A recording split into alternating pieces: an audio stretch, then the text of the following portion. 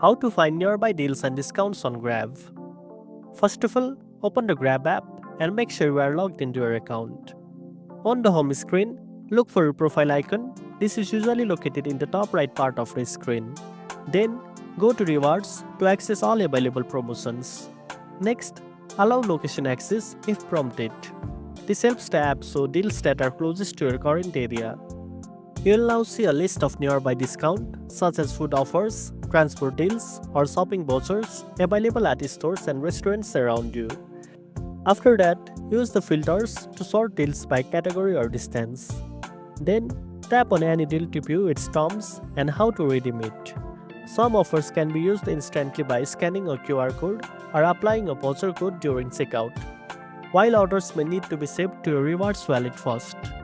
Finally, check the expiry date and make sure to use the offer before it expires. Also, keep checking the app regularly because new deals are often added based on your location and Grab usage. And that's it. Now you know how to find nearby deals and discounts on Grab. If you found this video helpful, don't forget to like, share, and subscribe for more tech tips. Thanks for watching, and I'll see you in the next one.